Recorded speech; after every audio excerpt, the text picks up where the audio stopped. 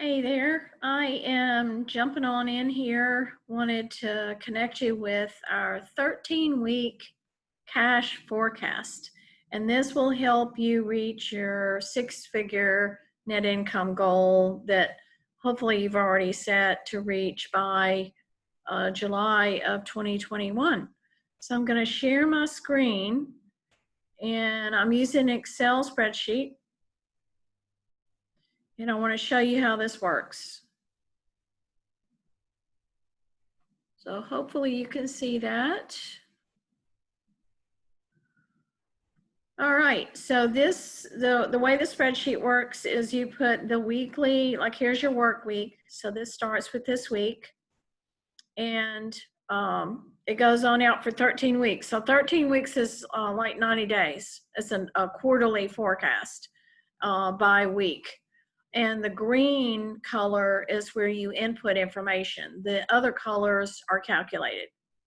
So I put in my beginning cash. I'm just making stuff up, but hopefully it'll be realistic enough for you to help you.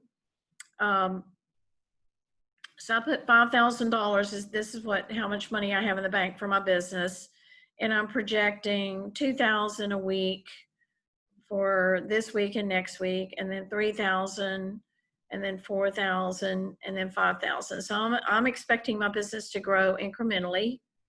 And so this is the weekly expected receipts, money that I'll receive from business operations. So this total inflow, so this is total cash in.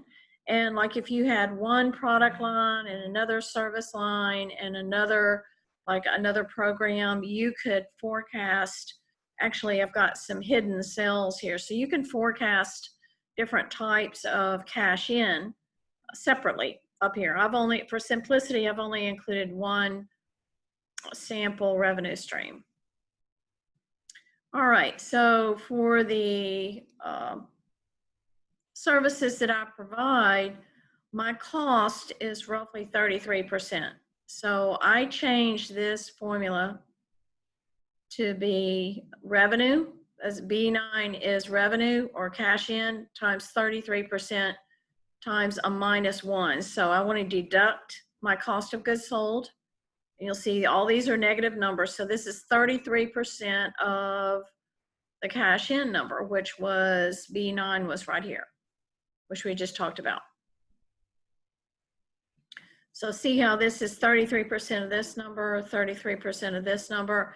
I corrected my formula, changed my formula here. You could change it to 10% if your cost per service are 10%, or you really don't have any cost. If you're a service company and you only pay yourself, I mean, you're going to have some cost. I would guesstimate at least 5 to 10% of your cost of goods sold if you're a consulting business or a service business. But at any rate, so I just took this, copied it over to these cells. So this number is 33% of this number. And again, in the green is where you would add data. The other colored cells are calculated. All right, I'm going to assume that I'm going to start paying a 20% commission. So that B9 is my cash in times 20%. And then times -1 just means we're going to take it out of cash. So here are my commissions that I plan on paying. And what I have, G&A is general and administrative. It's basically your fixed cost. I just put my weekly fixed cost because actually this sample is a lot like how I operate. So it's roughly $5,000 a week or $2,000 a month. So I might, this might fluctuate, but I just spread it evenly per week. So these are my outflows. This is cash out right here. This is calculated. This is a formula, so you don't want to change things in yellow. All right, now if I were going to buy a new computer, which I'm thinking about, I'm going to put like -$400. That's going to change my net cash flow, but I'm going to say I'm going to put guesstimate a computer. And so I'm going to say this office equipment. And then I might want to think about buying a vehicle. And so on down the road, I'm going to put $2,000 down.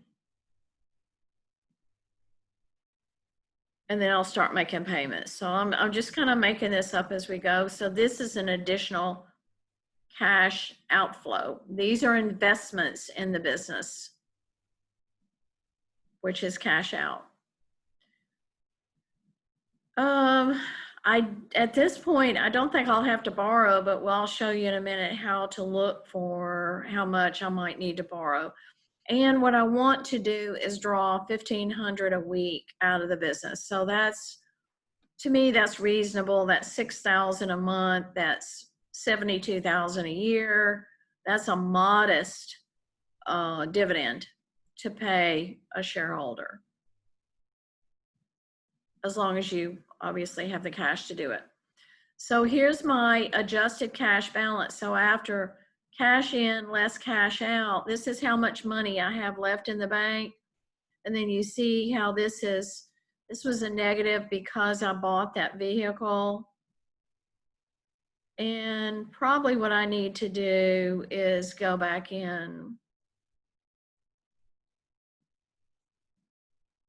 Oh, let me see here. Here's the 2,000. And from that point, I'm going to have a car note or some sort of loan. So I'm going to increase this to, say, 800. Again, I'm just making it up. Probably be more than that.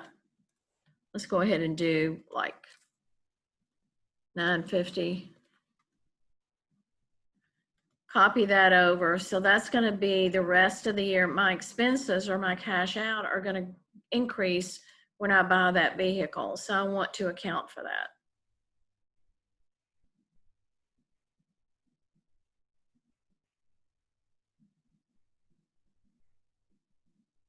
And what this tells me is that I can still, even after buying the vehicle, I can still accumulate cash. So we'll go back over here. So here's the change in cash. The negative numbers mean you're running a loss. But I started out with $5,000 seed money. So that works. These numbers work. And what this 13-week forecast shows is $15,530 left in the bank at the end of 13 weeks, which is pretty good. So if I can do that every 90 days, if I can, and of course I started out with 5, so roughly 10,000 in net cash every 90 days, this number would be around $40,000 or $50,000 if I did it for the entire 52-week period for the year. I hope that makes sense to you. If you want to talk about your 13-week cash forecast, let me know. In this example, I have a line of credit, but I didn't have to borrow on it because I was this number was always positive. When this number goes negative is when I would need to borrow. And so we can talk about that in the next Zoom meeting, is how to forecast your borrowings using that 13-week cash forecast. Hope you are doing well. Check me out at nitablack.com. Let me know how I can help you.